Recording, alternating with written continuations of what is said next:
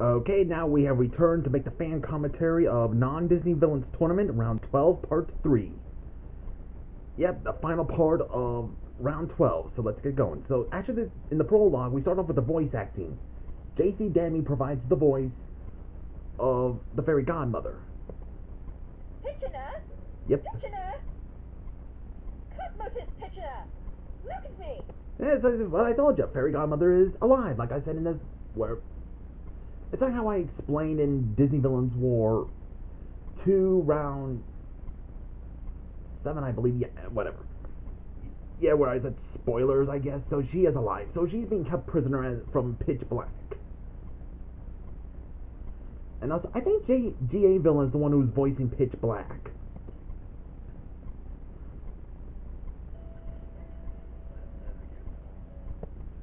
Yeah, well, he is the boogeyman, so he does like to frighten people. Heck, that dude's the king of nightmares.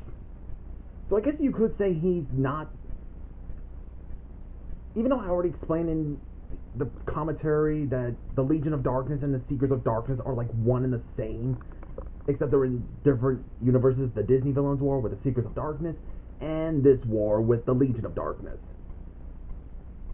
I guess some people like to call him like the non-Disney Master Xehanort, but I would also think that Pitch Black is basically the non-Disney CGI Maleficent, but as a dude. I'm just saying.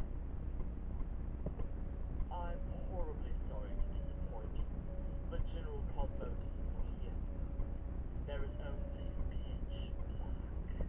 Yeah, he used to be a general until he turned into Pitch Black. I think in the Watso videos it explained that he was tricked by the darkness, that he thought it was his daughter who was in there, but lost his mind, lost his humanity, now he's Pitch Black. Also, I gotta let you guys know, his daughter turns into Mother Nature. I'm not joking. I'll leave the link down below. You guys should check it out. It's on the Rise of the Guardians wiki. Call yourself whatever you want, mutated boogeyman, and let me go before Before you what? Destroy me. You tried that twice and failed. Now I control the game, dear Barry. You can never control darkness if darkness overtook you. You're a fool, Pitchiner. That is why charming, Will. Oh yes, the sweet prince. Hmm. How could I forget? I have my own plans in store for him as well. I have plans for this entire world, actually, for all the multiverse. Yeah, it's not just a CGI universe he's planning for. It's also the entire universes. Not just the CGI realm, which it's part of his plan, it is, but also to the hand-drawn realm and the live-action universe. Yep, he's bringing darkness. You take leave of your senses. I trust you've heard of the Great Evil. Yeah, see what I told you guys? He mentioned it. Great evil. You wouldn't. I would. Also, I should have probably pointed that out that maybe the fairy godmother has known Pitchner, back when he used to be known as Pitchner, but just Pitch Black now. So it's like twice that she tried to kill him, but always failed, huh? No luck. And yeah, that really shocked the fairy godmother when she said, "You wouldn't dare." Like, yeah, that is bad. Even though she's a villain from Shrek, even she would not want the great evil to return. I will. It has already started. The Legion of Darkness was not created to fail. Yeah, I told you. He said the Legion of Darkness was not created to fail.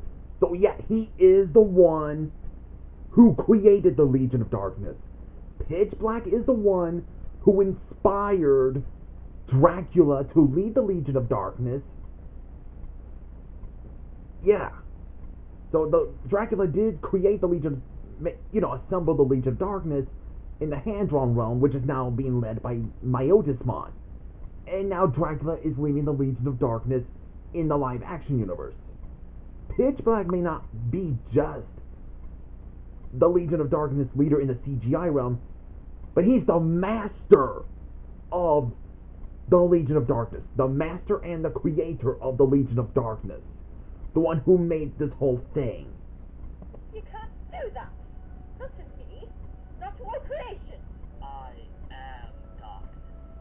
I have no beginning and no end. Yeesh. That pretty much allows me to do whatever I want. The world will fall, the Legion will rebuild it anew, and I will make sure it lives with all, suffering as much as possible. Such a threatening villain, and I just love him for that. When you are broken and beg me to end your miserable existence, I might just grant your wish. Monster! Maybe, but aren't we all? It's kind of a good point. He said, aren't we all? Yeah, Pitch Black is a monster. But even the fairy godmother herself is technically a monster. If you watch Shrek 2, you would get the whole thing. Even people can be monsters. So he's not lying. Oh, I love the laugh, by the way. Also, yeah, even though I did mention that the Seekers of Darkness is basically the Disney Legion of Darkness, so even Xehanort is also like the master and creator of the Seekers of Darkness, while Pitch Black is the master and creator of the Legion of Darkness. And imagine the world. I think they, like I said, they were planning to do a crossover between Disney Villains War and non-Disney Villains Tournament. So it would be merged together. Once the Great Evil is freed, they would have the worlds to be merged, and the Great Evil would return to be kind of like in the lore of Mortal Kombat, you know, where Shinnok wants to unite all the realms, where the one being would return in full form. That'd be something like that, but with the Great Evil and stuff. So the Disney Villains War multiverse and the non-Disney Villains Tournament multiverse would be merged into one, and the Great Evil would return. So basically, yeah, again, the Great Evil in both of these series is, in fact, Chernabog. And I'm still wondering, how do you put Chernabog into the non-Disney Villains Tournament? Again, you cannot use a Disney villain in a non-Disney Villains Tournament because it would not make sense. I mean, for all we know, it could have been the Demon King from Doraemon, but has Sony Channel 21 ever seen that Doraemon movie where they go to the magic realm? And I'm just questioning. So yeah, like, there was also to be a Disney versus non-Disney Villains 2.0 after both of the series would have had their own universes to be merged. So even the villains who survived during the wars, like, even I thought, imagine David Xanatos teaming up with Lelouch just to fight against Cobra Commander and the Major, since Cobra's allied with the Nazis. I mean, I know Xanatos and Cobra had team up in Disney versus non-Disney villains, the Doomsday, all that stuff. Personally, I just don't like recycling team-ups that much. So I'm just saying, David Xanatos and Lelouch being partners, now that'd be cool. Okay, so now we've got the first fight. We got the Xenomorphs versus the Separatists. So Dalek Zek and Meredith Victors have hatched their new Xenomorphs and decided to, you know, have them to attack the Separatists. Interesting. Get these wild alien animals against the political villains from Star Wars. I mean, yeah, they are horror villains, but the Xenomorphs are not just horror villains. They are animals.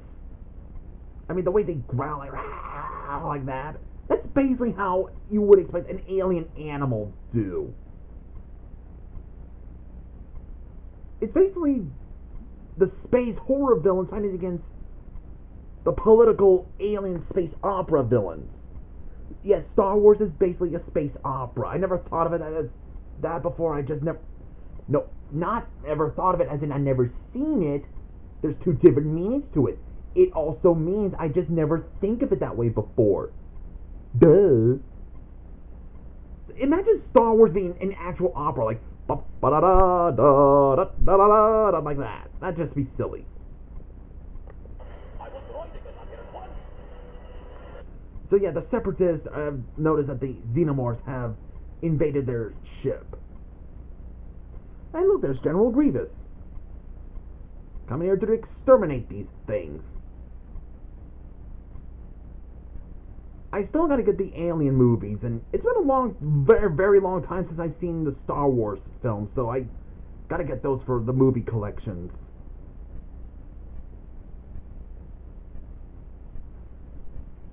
Hold on. Yeah, General Grievous is putting a slicing on them. So I guess they've never seen a Xenomorph before, so I guess it's new to them. I mean, one heck of a battle they're throwing.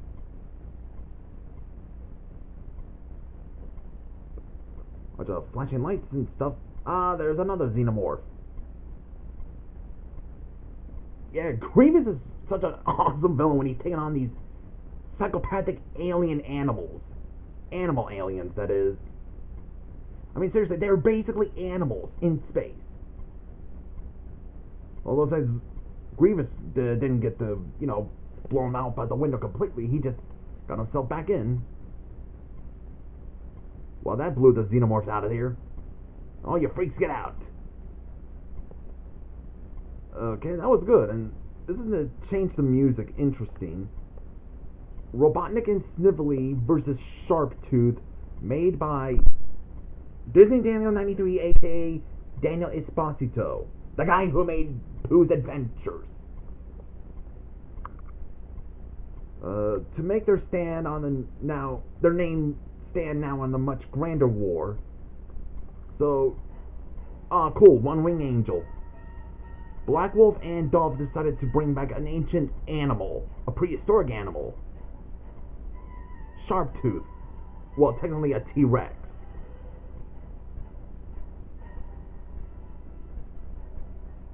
And, hold on.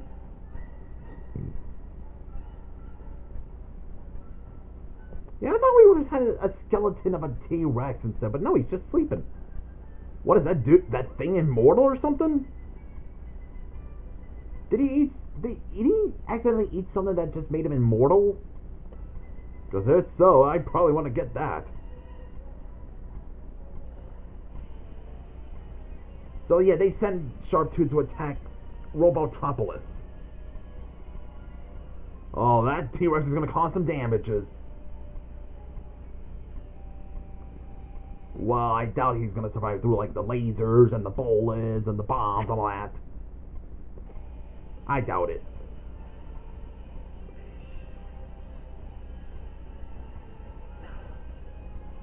Boom shakalaka! Just in case. Yeah, Sharptooth's not done yet. Huh. Guess he somehow got the spike thorns come out of nowhere. And managed to knock all these Robotnik's army out to the river. Another bomb. Yeah, it is an interesting fight, I'm not gonna lie. And yep, Robotnik and Snively wins. I think I'm gonna stop right here, and just in case. So yeah, this is gonna be a 3-parter, isn't it? I think it probably would be. So see you guys in the next part of the video.